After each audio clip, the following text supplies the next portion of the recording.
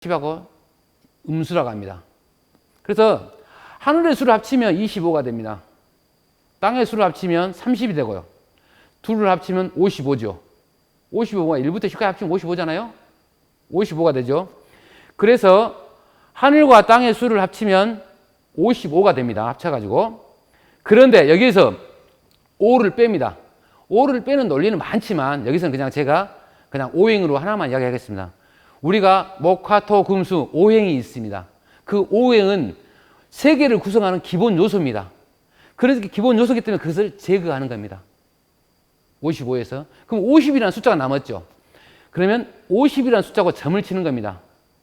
50이라는 숫자, 50이라는 숫자인데 여기서 50이라는 것은 개수가 50개가 있습니다. 50개라는 걸 가지고 숫자를 쓰는데 50개 안에서도 하나를 뺍니다.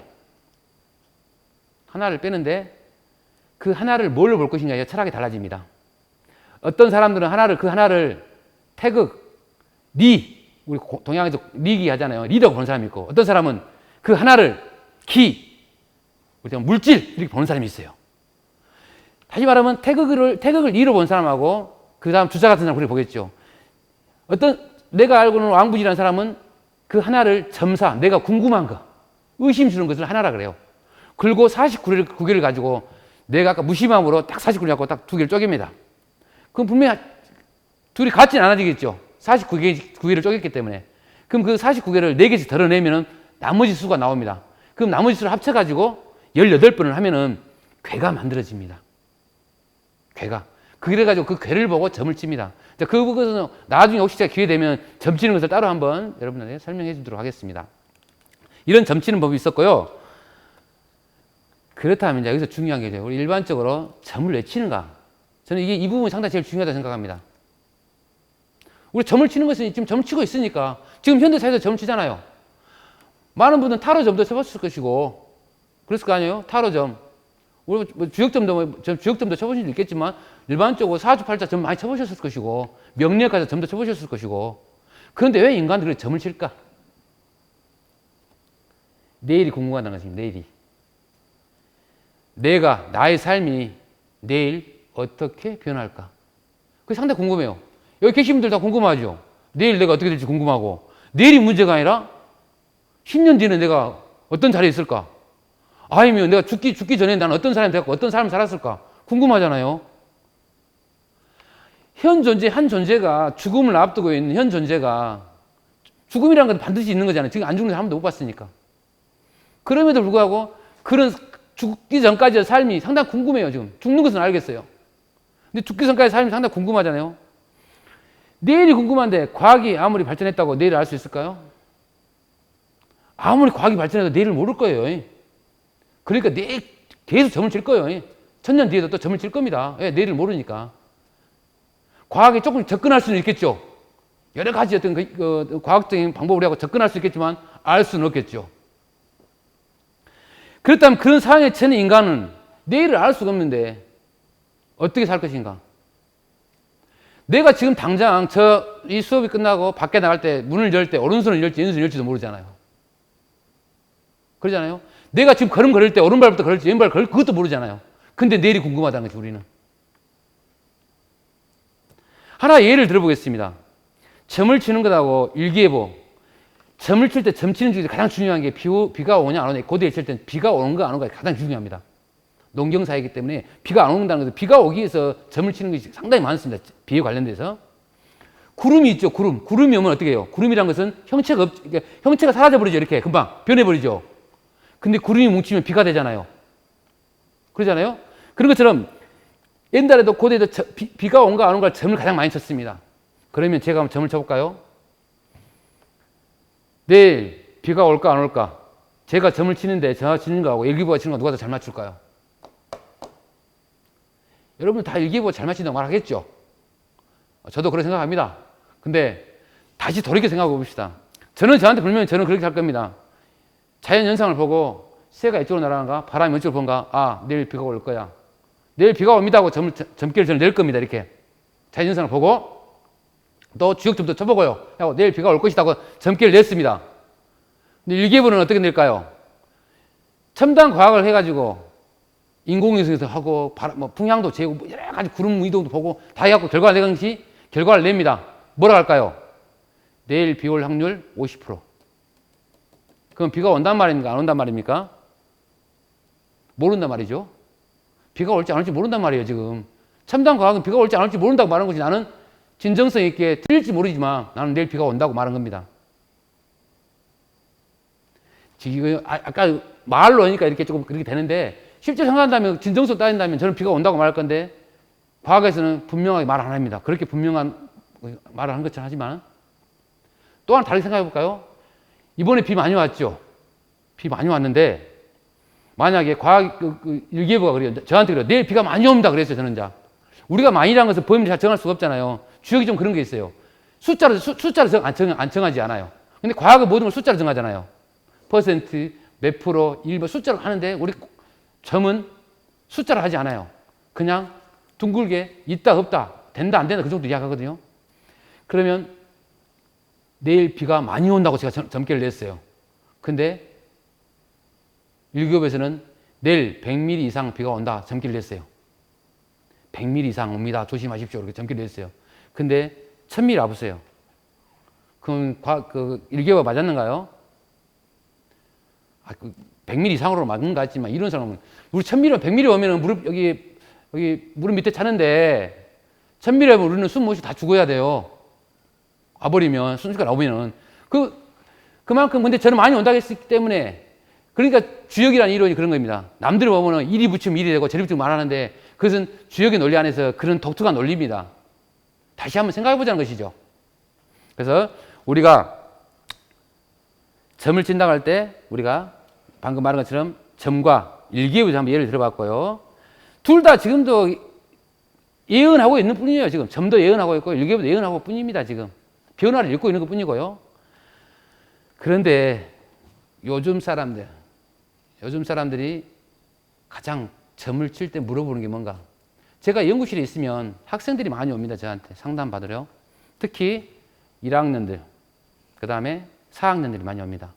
1학년들은 뭐냐면 선생님이 하면 부모님이 과를 가가지고 적정이 안 맞습니다. 컴퓨터 공학과 좋다고 돈 많이 번다고 갔는데 컴퓨터 공학과 갔더니 컴퓨터 수학도 해야 되고 회로도 공부해야 되고 너무 복잡합니다. 그게 안 맞습니다. 그래서 어떻게 됩니까? 오는 사람도 있고요. 또 어떤 사람 4학년 되면은 취직이 안 되니까 제 길이 어떻게 좋겠습니까? 물어보는 사람들 상당히 많이 옵니다. 제가 주역 전공을 했고 점도 이렇게 막 이야기하니까 선생님 뭔가 좀 알겠지 하고 옵니다. 근데 정리해보면 딱 두 가지입니다. 물어보는 것이 사랑 아니면 돈입니다. 다른 거 하나도 없어요. 이렇게 제가 맞추기가 쉬워요. 나한테 한번 물어보라고 사랑 아니면 둘 중에 하나인데 간단해요. 둘 중에 하나 사랑 아니면 돈입니다. 아 취직이요? 그럼 그 돈이죠. 아 이거 엄마가 좋아요. 아, 사랑이죠. 아 친구 때문에 아 사랑이죠. 돈 아니면 사랑 문제 없어요. 그 두 가지만 물어봅니다. 근데 재밌는 게 여기서는 답을 다 가지고 온다는 겁니다. 저한테 물어볼 때. 점을 치러 오면 몰라서 점을 깨 맞춰갖고 이렇게 하는데 그것이 아니라 답을 다 가지고 옵니다. 나 이 친구가 좋은데 어쩔까요?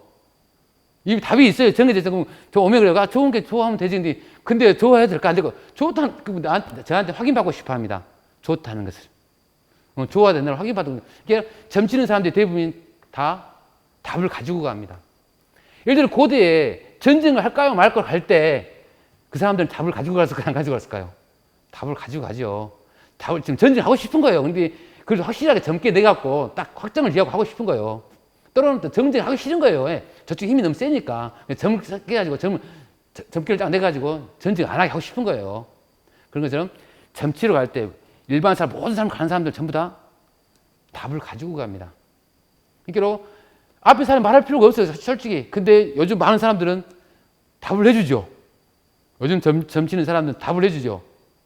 그러잖아요. 근데 그래서 점친다는 것은 실제로 사람이 어떻게 살 것인가의 문제입니다. 내일이 궁금한 것도 내가 어떻게 살 것인가 고민한 것이잖아요. 이게 우리가 계속 말하는 점이라는 것을 현대적 의미에서 맞다 틀리다 그런 점을 말한 게 아니라 인간이 도대체 내일이 궁금한데 내일 어떤 방식으로 살아갈 것이냐 궁금해하는 그 어떤 미지에 대한 앞에 삶에 대한 나의 어떤 앞에 흔적, 지금 왔던 흔적도 중요하지만 앞으로 내가 밟을 흔적들, 그게 상당히 고민이 된다는 것이죠. 그러면 여기서 점에 대해서 좀 고대, 점들이 어떻게 이렇게 변천해 갔는가. 쉽게 말하면 그 주역까지 올 때까지 점이 어떻게 변천했는가, 그것들을 한번 간단히 한번 살펴보도록 하죠. 점을 알려면 각골문을 알아야 됩니다. 각골문. 왜 그러냐면 각골문 안에가, 각골문이라는 것은 각골문 글자 써진다는 거잖아요. 그 글자 안에 내용이 주역에 나와 있는 점사들하고 유사하고 아니면 같은 것들이 있습니다. 그래서 각골문이 발견되면서 주역이라는 것이 아주 학문적으로 또 달라집니다. 방향이. 근데 글자 한번 볼까요? 갑이라는 글자죠. 갑이라는 것은 혹시 여러분들 갑이 무슨 갑일까요? 갑옥갑이라고 하죠. 갑옥갑. 근데 갑옥갑의 의미는 2차적인 의미고요. 이 갑옥갑자는 뭐냐면 콩을 딱 심으면 콩이 뿌리를 내리면서 콩 껍질을 딱 벌리잖아요. 이렇게. 그러잖아요. 그래서 콩이 갑을 벌렸다 그러거든요. 콩이 갑을 벗었다 그래요. 그런 갑입니다. 그 갑이 거북이도 갑을 쓰잖아요. 갑을 쓰고 있잖아요. 뒤에. 그래서 거북갑자까지 의미가 확정됩니다. 골자라는 것은 뼈 골자인데 위에 나와 있는 부분이 뼈발 과자하고 고기 육자, 고기에서 어디 짐승에서 뼈에 붙어 있는 고기를 걷어내는 것, 발라내는 것을 보고 골이라고 합니다. 문이라는 것은 우리가 말 그대로 문하면 무슨 문자예요? 그럴문이라고 다 알고 있죠. 그럴문. 근데 그럴문도 2차적인 의미죠. 원래는 꾸민다는 것입니다. 문신. 내 몸에다 꾸미는 것이 그것부터 시작합니다. 꾸민다. 우리가 그럴문이라고 확대된 것은 내 생각, 내 사유를 글로 꾸미잖아요. 그러죠. 내가 알고 있는 내 생각들을 글로 꾸미자. 그래서 그럴문까지 확장된 것입니다. 그래서 여기서 각골문이라는 건 어떤 말이냐면 거북이 배껍질이나 아니면 그 짐승 뼈에 써져 있는 글자라는 겁니다. 각골문이라는 것은 거북이나 짐승 뼈에 써져 있는 글자를 보고 각골문이라고 합니다. 우리가 생각하기에 각골문 하면 상당히 오래전부터 있었던 용어가 오래전부터 있었을 것 같죠. 오래전부터 각골문 용어가 있었을 것 같잖아요. 그런데 각골문이라는 글자는 1921년에 육무덕이라는 사람이 처음으로 만들어진 개념입니다. 그 전에는 각골문이라는 개념이 없어요. 갑골이라는 개념 자체가 그 문헌에가 존재하지가 않아요. 처음으로 만든 개념입니다. 그래서 거북 껍질하고 짐승 껍질로 만들어진 글이다 해갖고 각골문에 대한 논문을 씁니다. 처음으로. 그러면서 만들어진 개념입니다. 그렇다면 각골문이라는 용어를 쓰기 전에 각골문을 아는 사람이 있었을 거 아니에요. 그러겠죠. 그 사람이 누구냐면 왕의영이라는 사람인데 1899년에 말라리아 병에 걸립니다. 그 말라리아 병도 우리가 보면 요즘 코로나처럼 그런 비슷한 것이죠. 말라리아 병에 걸리는데 그걸 요즘식 말하면 학질이라고 학질. 그때 당시에 그 걸리면 많은 사람이 죽습니다. 근데 그 사람이 그 병에 걸려서 자기 제자 유학한테 그럽니다. 내가 몸이 안 좋으니까 뼈를 많이 좀 수집해 와라. 그럼 구워서 먹으면 병이 낫는다더라. 그래서 제자가 많이 구해옵니다. 구해와가지고 이렇게 삶아가지고 이렇게 구워서 먹으려고 하는데 갑자기 보니까 뭐가 보입니다. 뼈에가 뭐가 막 글자가 써져 있는 것이 뭐가 이렇게 기호가 있는 것입니다. 나무 같은 게. 계속 보니까 규칙이 보이는 거예요. 그래서 갑자기 이거 구워 먹을 게 아니다. 더 많이 구해와라. 많이 구해옵니다. 1500점 정도 구해왔는데 1500점이면 아마 여기 같이 찰 겁니다. 차고도 더 부족하겠죠. 남겠죠. 왜냐면 엄청 크니까. 거북뼈가 엄청 크니까요. 그런데 그 당시에 서구 열강들을 쳐들어오면서 왕이라는 사람이 자살을 합니다. 우리가 조선시대 때 쉽게 말하면 일본이 쳐들어와서 선비들이 자살을 하는 것처럼 서양 열강들이 자살을 하게 됩니다. 그러면서 유학이라는 사람이 이것을 어떻게 할까 하고 도록으로 만듭니다. 이 각골문들을 전부 다 그림으로 그려가고 책으로 만듭니다. 그러면서 드디어 각골문 연구가 아주 이제 활성화되죠. 그래가지고 육무덕이라는 사람이 논문을 쓴 겁니다. 그래가지고 그게 이제 나왔는데 그 후로 중요한 것은 뭐냐면 도록이 나오고 연구가 되는데 각골문 용어도 나오고요. 그런데 1928년에 중국 중앙연구원에서 드디어 은어를 발견한다. 은어. 여기서 중요한 게 은나라죠. 아까 하운주 말할 때 은나라. 은나라는 그래서 고증이 됐습니다. 이제 고증학적으로 존재한다라고 해. 은나라 어떤 수도 그러니까 상나라죠. 상나라에서 또 은어가 발견됐기 때문에. 가지고 거기서 한 15자리 정도를 발굴을 해가지고 25,000 조각 정도를 찾아내는데 거기서 글자를 하나씩 뽑으니까 4,000자 정도 됩니다. 4,000자. 근데 거기서 겨우 합의한 게 1,000자입니다. 그렇다면 아직도 각골미란 것은 암호라고 봐야겠죠. 4,000자가 있는데 겨우 그것도 합의한 겁니다. 합의. 전공자들끼리 합의한 것이 1,000자 정도밖에 안 되기 때문에. 그래서 거기 내용은 아까 말한 것처럼 제사랄지 전쟁이랄지 뭐 수렵이랄지 동맹 그런 내용들이 많이 들어 있습니다. 그 각골문 안에는. 여기서 중요한 게 뭐냐? 만약에 공자가 각골문을 봤다면 세상은 바뀌었겠죠. 다. 왜? 1899년에 왕의영이 처음으로 그 각골문을 봤는데 만약에 공자 시대에 봤다면 공자 시대에 주나라고 은나라가 그 전 왕조잖아요. 얼마 안 되니까 봤으면 많은 걸 해독도 할 수 있었을 것이고 또 여러 가지 내용들을 또 해서 이야기를 할 수 있었을 것인데 못 봤다는 것입니다. 그 후로 만약에 주의라는 사람이 송대에 있는데 주의라는 사람이라도 봤다면 달라졌을 건데 어느 아픈 사람이 한족이나 아픈 사람이 학질에 걸려서 봤던 그림 하나가 각골문이라는 것이 이렇게 등장하게 된 겁니다. 그래서 각골문이 나오면서 이제 그 의의가 있는 것이 한자 연호를 드디어 찾아낸 것이요. 한자가 각골문으로 왔다. 지금도 여러분 우리가 한자 찾을 때 각골문에 이렇게 써있던 그래 하잖아요. 이야기를 하잖아요. 그래서 한자 연호이 이제 어디서부터 온지 몰랐거든요. 은어가 발견되면서 아 한자가 거기서 왔구나. 이제 그렇게 그래서 한족에 쓰는 한자가요. 그리고 그 다음에는 상나라, 이제 은나라죠. 상나라가 존재하는 것이 입증이 됐고요. 그 다음에는 그 안에 주역의 내용들이 주나라 시대 이전에 이제부터 점을 쳤던 것들이 계속 있었다는 것이 이제 확인이 됐던 것이죠. 각골문이 발견되면서. 그러면 이제 점의 흐름을 하나 설명해 드리겠습니다. 가장 우리가 알고 우리가 문헌학적 이야기할 수 있는 가장 오래된 점이 바로 귀갑점입니다. 귀갑점. 귀갑점이란 뭐냐면 거북이로 점을 친다는 것입니다. 거북이 어떤 걸 치냐면 거북이 배껍질을 칩니다. 납작한 거 있죠. 그 거북이 배껍질을 이렇게 이게 갑니다. 이렇게 얇게 갈아가지고 가운데 구멍을 뚫어가지고 이렇게 불 위에다 올려놓으면 갈라집니다. 쪼개집니다. 쪼개질 때 아까 복자 있죠. 복자. 이랬으면 복자. 이 복자 방식으로 쪼개진다는 것이에요. 한쪽은 흉, 한쪽은 길. 그래서 쪼개지는 현상을 보고 그 현상을 관찰합니다. 아, 전쟁해야겠다. 하지 말아야겠다. 그 관찰을 하는 겁니다. 그 쪼개지는 모습을 보고. 그래서 철저하게 이분법적 사유죠. 할 것인가 말 것인가. 여러분들 지금 사과를 먹잖아요. 사과탕이 맛있죠? 근데 만약 인류사에서 사과를 맨 처음 먹는 사람은 아마 죽음을 목숨을 걸고 먹었을 겁니다. 그걸 먹으면 죽을지 살지 모르니까. 그렇겠죠? 상당히 중요한 문제죠. 여러분들이 만약에 무인도에 갔는데 먹을 게 하나도 없는데 처음 본 과일, 정말 맛있어 배고파 분이 있는데 그걸 먹을 수 있는 자신이 쉽지 않겠죠. 그걸 먹으면 죽을지 살지 모르니까. 아마 점을 치는 것도 아마 그런 의미였었습니다. 이때.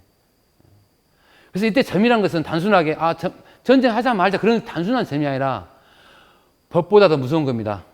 얼마나 우연적인 것이잖아요. 불에다 올려놓고 쪼개지면 우연적인 것이잖아요. 우연에 의해서 정해지는 세상이 돌아가는 것입니다. 예를 들면.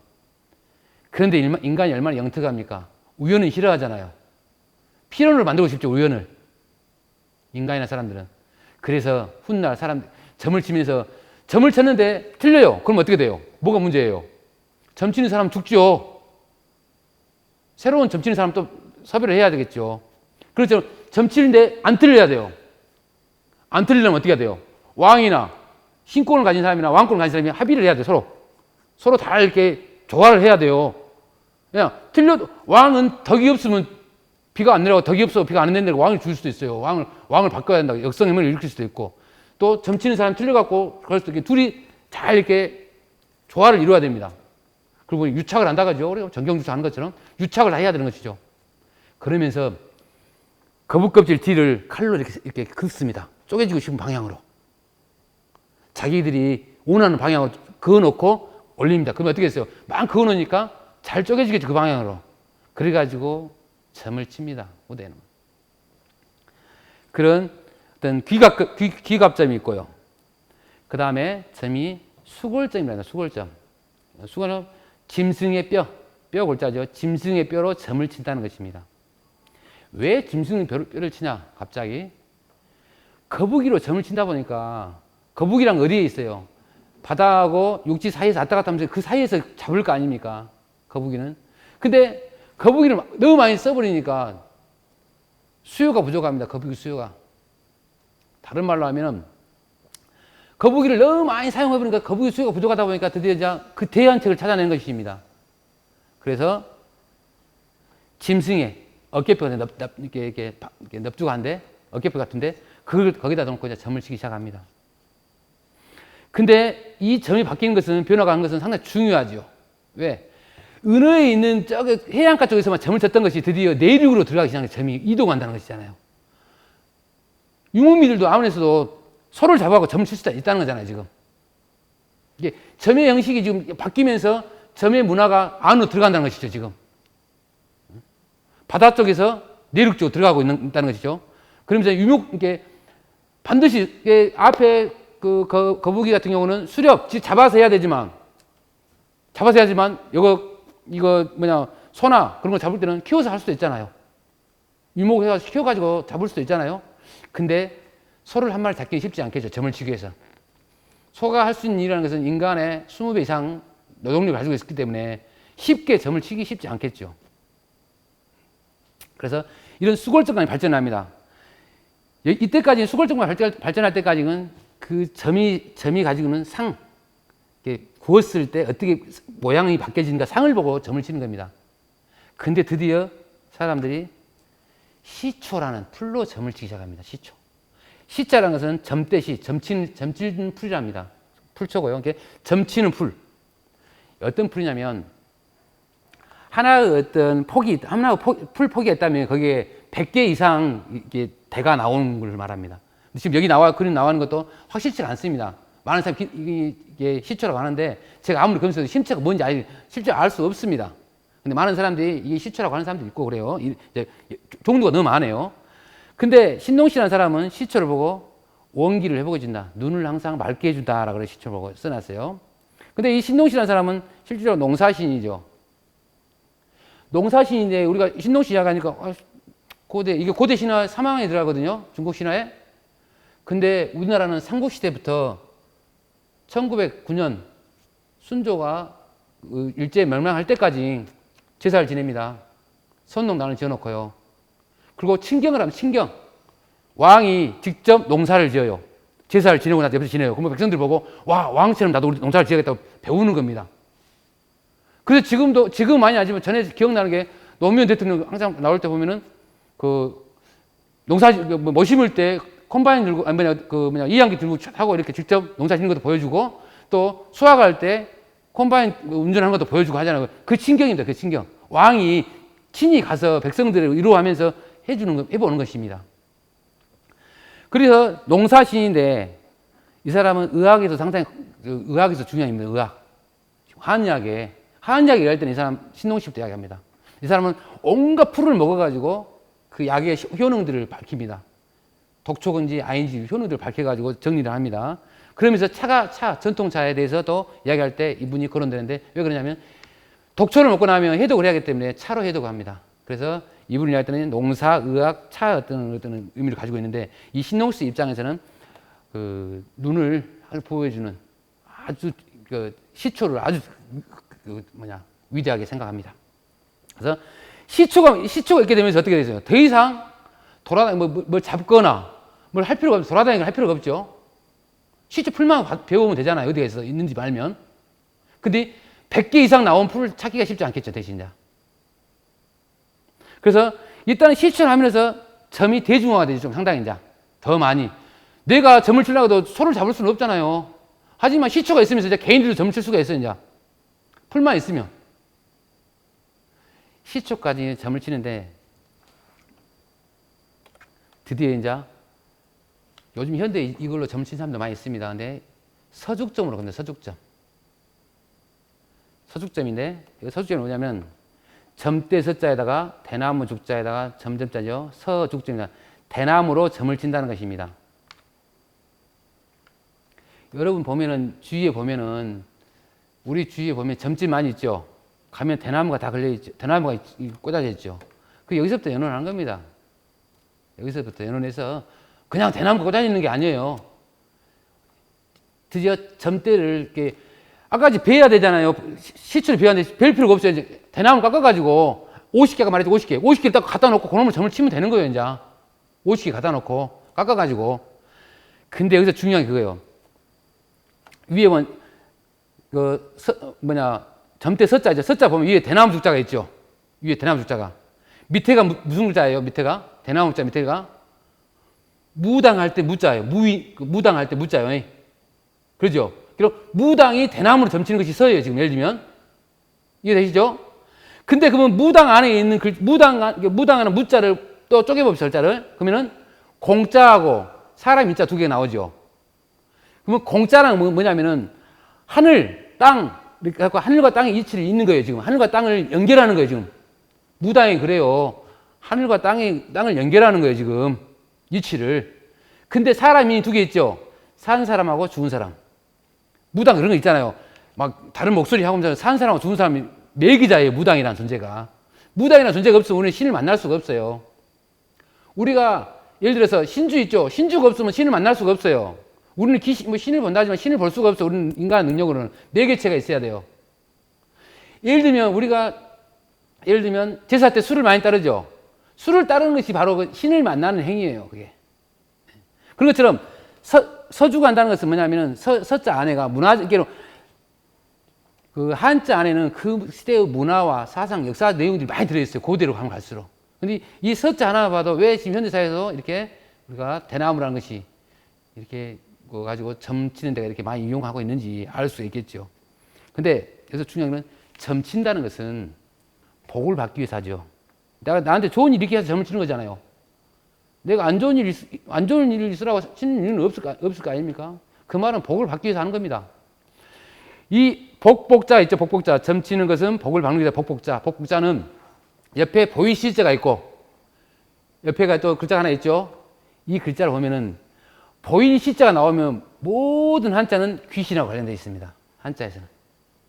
보일 시자가 나오면은 다 한자가 관련되어 있어. 그 밑에 볼까요? 그 옆에 보면은 제사할 때, 제사와 제사와 관련됐다고 제사했죠. 보일 시자 써졌죠. 사자도 또 보일 시자 써졌죠. 그러잖아요. 다 제사와 관련되어 있습니다. 그래서 그 말은 뭐냐면 보일 시자에다가 옆에 있는 부분이 뭘 보입니까? 보일 시자 옆에가. 위아래로 다 연결시키면 술병입니다. 술병. 신한테 술을 따르는 것이 복을 받는 행위입니다. 그래서 우리가 제사 모실 때 술 따르는 게 상당히 중요하잖아요. 그래서 술을 잘 따라야 돼요. 술을 잘 따르는 행위가 복을 받는 행위입니다. 그래서 제사 끝나고 나면 뭐래요? 음복을 하잖아요. 음복을 한다는 것이 복을 먹는다는 거예요. 복을. 음복할 때 복자가 복자예요. 복을 먹는다. 왜냐하면 신이 우리 할머니 할아버지가 직접 맛을 본 거잖아요. 할머니 할아버지가 맛을 보고 싶은데 그럼 할머니 할아버지 저는 나쁜 걸 주지 않을 거 아니에요. 그러니까 할머니 할아버지 기운을 할머니 할아버지 나한테 뭘 해주고 싶지만 내 손주한테 뭘 해주고 싶지만 신이기 때문에 할 수가 없잖아요. 근데 나한테 그 기운을 넣어주는 거예요. 저한테 음식으로 말하면.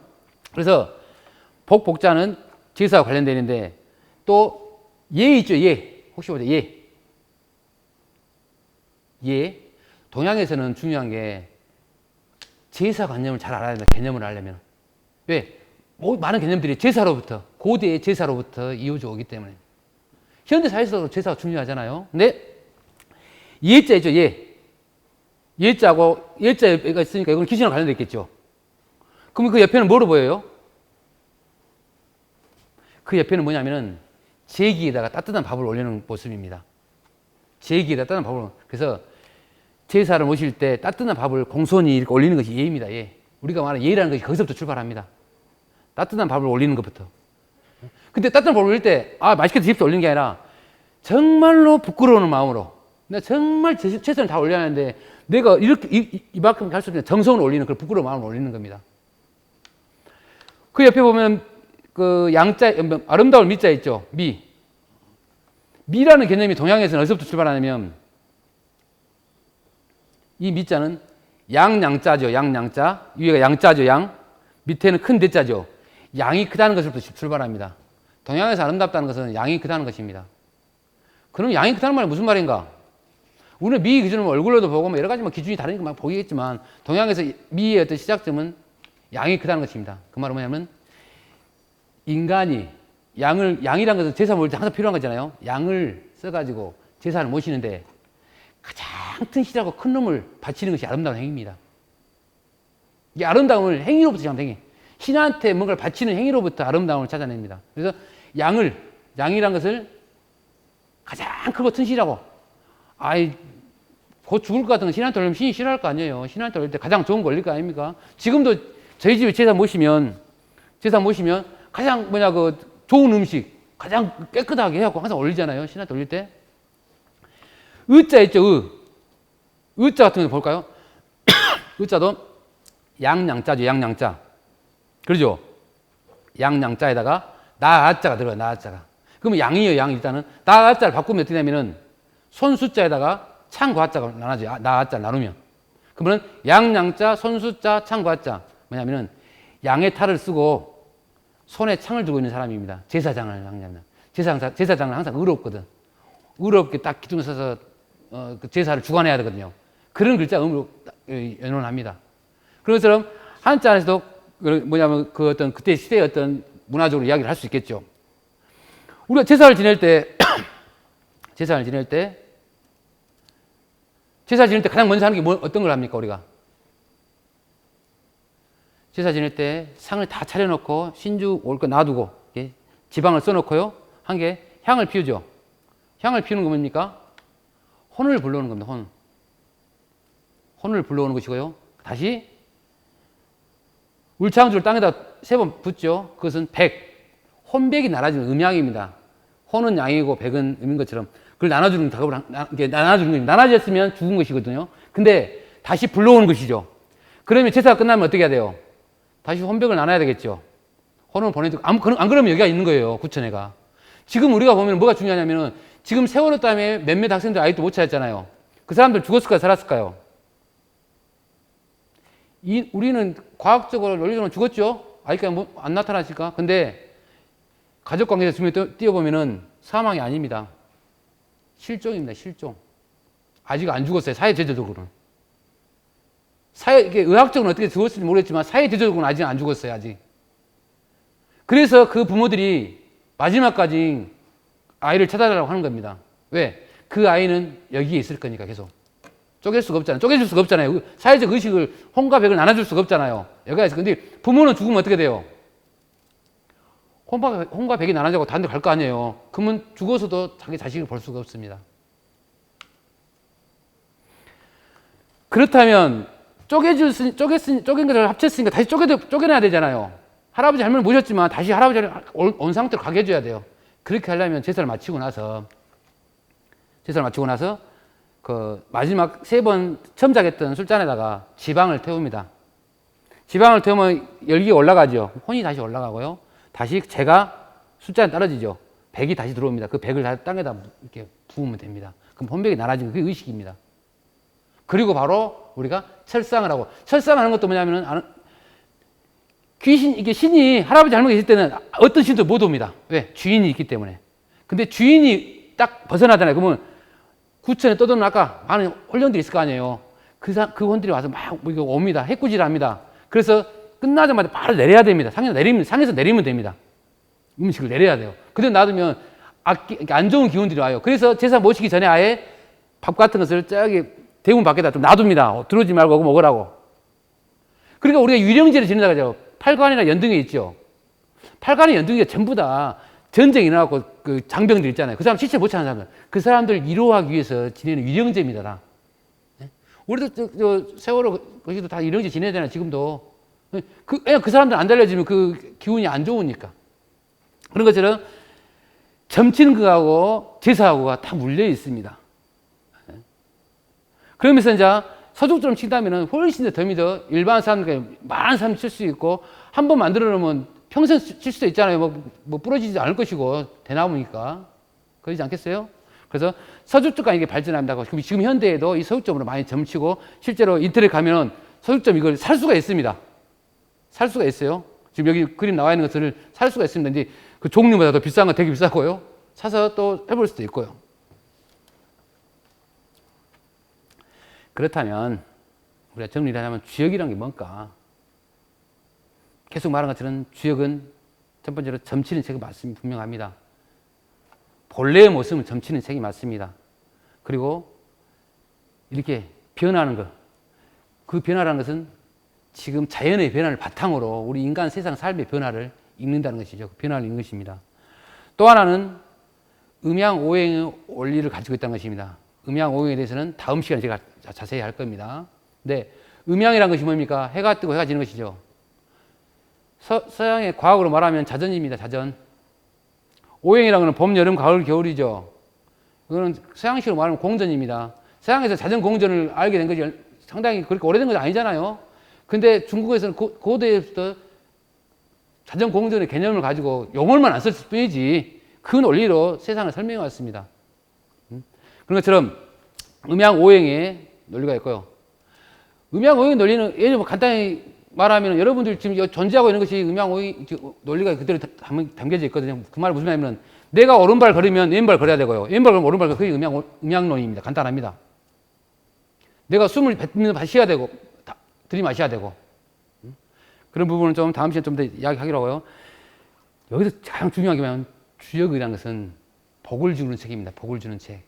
그 말은 무슨 말이냐면 어떤 책도 복을 이야기하는 책이 없습니다.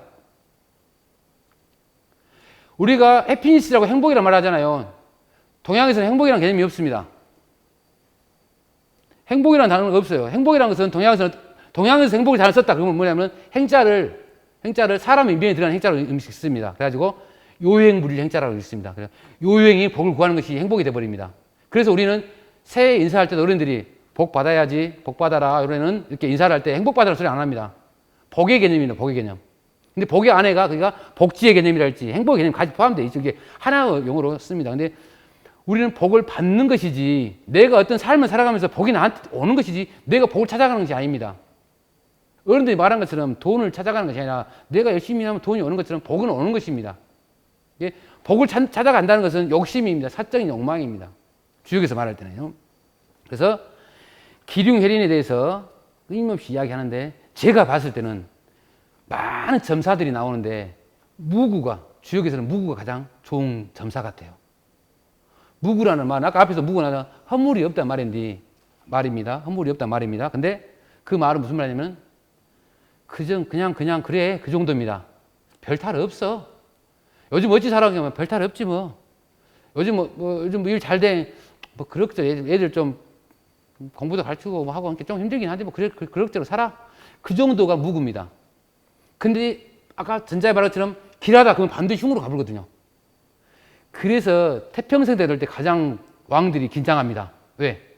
반드시 안 좋은 때가 우리가 말하는 쇠할 때가 오기 때문에 그래서 그때도 막 이렇게 공부를 많이 하고 합니다. 예를 들면 성인의 공부를 많이 하고 합니다. 그런 것처럼 기륭해린 이렇게 법률을 가르쳐 계속 움직이기 때문에 근데 무구란 것은 그렇게 말하면 토에 해당합니다. 토. 여러분들이 혹시 그거 보셨을 거예요. 예를 들어서 손 있는 날, 손 없는 날 이야기 많이 들어보셨을 겁니다. 그러면 손 있는 날, 손 없는 날, 손 없는 날이 무구입니다. 무구. 그 말이 무슨 말이냐면 우리가 손 없는 날, 손 있는 날을 알려면 돈을 주고 가서 돈을 줘야지 가르쳐 줍니다. 사람들이. 근데 알 수 있는 방법이 있습니다. 음력으로 영하고 일이 된 날은 손이 없습니다. 여러분들 혹시 뭐 하다가 잘 안 되면은 음력으로 하고 영하고 일하고 해보면 우리 문화였으니까. 영하고 일이 지금 여기 계신 분들 결혼 안 하신 분들은 부모님이 반드시 손 없는 날 찾아서 가서 결혼 날짜 잡을 거예요. 분명히 여러분들 날짜 잡을 때. 그런데 손 없는 날은 영하고 구가 들어갑니다. 그것처럼 그게 바로 토입니다. 그래서 중화사상에서 토사상을 이야기합니다. 중국이 토를 이야기하잖아요. 쉽게 말하면 오랑캐도 사방으로 있고 있잖아요. 그런 거 중심을 토를 이야기하잖아요. 그런 것처럼 끊임없이 여기서도 무구가 가장 중요한 제가 봐서는 주역에서는 점사가 아닌가 생각이 듭니다. 그래서 별로적으로 주역이라는 것은 인간이 어떻게 살 것이냐 문제지 길하냐 흉하냐 그런 문제가 아니란 겁니다. 길도 내가 흉으로 가게 할 수 있고 흉도 길로 갈 수 있고 나의 삶을 어떻게 사냐가 중요한 문제라는 것입니다. 그러면 주역의 관점에서 행복, 복이죠. 복인데 우림식은 이제 행복에 대한 이야기입니다. 주역에서는 그 행복의 반대를 우환이라고 합니다. 우환. 우환이라는 말 많이 들어보셨을 거예요. 우환 의식이라는 말 표현도 많이 들어보셨을 것 같기도 하고 내우외환이라는 그런 표현 쓰잖아요. 내우외환 할 때요. 말하면 안이 할 때 안이 걱정이 될 때는 우라고 하고 밖이 걱정이 될 때는 환이라고 그래요. 왜 환이라고 하냐면 우리 충이죠. 충의 개념이죠. 충. 가운데 중자에 마음 심자. 충은 중심이 하나인데 환은 중심이 두 개죠. 글자가. 중심이 두 개예요. 중심이 두 개니까 걱정이 생긴 거예요. 짜장면도 먹고 싶고 짬뽕도 먹고 싶고 중심이 두 개라서 걱정이 생긴 것이 환입니다. 중심이 하나로 해야 된다는 것입니다. 그래서 근데 밖에 있는 사람 모르는 사람도 물어보십시오. 근심 없는 사람 있나? 다 근심 있죠? 여기 계신 분들도 아마 근심 없는 사람 있을까요? 그 근심이 있다면 내일 살아간지도 모르잖아요. 근데 그래도 내가 가지고 있는 근심을 좀 최소화하고 싶다. 그러려면 기미를 알아야 된다. 기미. 여기서 말하는 기미라는 것은 변화인데 작은 기미, 작은 변화. 작고 느린 변화. 작고 느린 변화를 알아야 됩니다. 예를 들어서 번개가 세상에서 제일 빠르다고 생각한 게 사람들이 옛날 고대는 번개라고 생각하는데 번개 같은 거 빠르게 변화가 빠르잖아요. 그러잖아요. 그 빠른 변화는 다 알아요. 근데 느린 변화는 보는 사람들만 알아요. 그 느린 변화를 아는 사람들이 이 세계를 주도했어요. 변화를 잘 읽어내는 사람들이 고대부터 현대까지도 변화가 어떻게 변화가 이렇게 잘 변하는지 그 기미를 잘 읽는 사람들이 그 사회를 주도했고 그 사회를 이끌어왔어요. 그 다음에 중요한 것이 주역자 입장에서는 자기 자리가 어디에 있는지, 어느 위치에 있는지, 어느 때에 있는지. 학생이 신부이면 학생의 자리에 학생의 때에 있어야 되잖아요. 선생님이면 선생님 때 선생님 자리에 있어야 되잖아요. 그 때와 자리가 틀려지면 안 된다는 것입니다. 공자식으로 말하면 그리고 정명이라고 해요. 정명.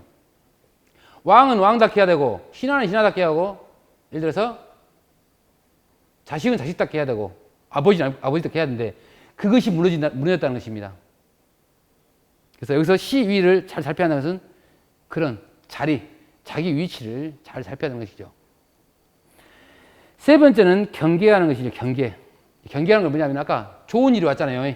길이 오면은 길이 왔다고 좋아할 게 아니라 내가 앞으로 어쩔 줄 모르니까 더 열심히 그 상황을 유지해야지 하고 경계를 하는 것입니다. 또 흉이 왔다. 흉이 왔으니까 나는 안 돼. 그게 아니라 흉을 벗어나기 위해서 끊임없이 노력을 하는 것입니다. 그래서 그 경계한다는 의미가 신독이라는 개념을 쓸 수 있는데요. 신독이라는 개념이 무슨 말이냐면 우리는 이렇게 여러분과 같이 있을 때는 여기가 금이 있다면 우리는 눈치 보고 안 가져갑니다. 근데 아무도 없고 나 혼자만 있다면 카메라도 없고 아무것도 없고 CCTV도 아무도 없다면 나는 금에 욕심이 납니다. 근데 그 상황에 있어도 혼자 있어도 아무도 안 보고 혼자 있어도 그걸 보고 이건 내 물건이 아니구나 라고 알아야 된다는 것입니다. 그런 것처럼 주역이란 것은 여러 가지 어떤 이론들을 이야기하면서도 간단하고 쉽고 그런 논리 안에서 이 세계의 변화를 어떤 이 자연의 변화를 인간의 변화까지 이끌어오면서 인간에게 복을 주고자 하는 책이라고 말할 수 있겠습니다. 그리고 그 안에 있는 점사한 내용들도 우리한테 판단사를 줄 때 어떤 인간이 어떤 올바른 어떤 선택할 수 있는 권리를 줍니다. 보통 일반 점이라는 것은 선택을 해주는데 근데 주역은 나에게 내가 물어보지만 결국 내가 선택해서 내가 판단해야 할 그런 기회를 줍니다. 그래서 아무튼 그런 의미에서 또 주역을 또 좀 많은 사람들이 좀 관심 좀 가져줬으면 하는 바람입니다. 예. 수업은 여기까지 해서 마치도록 하겠습니다. 감사합니다.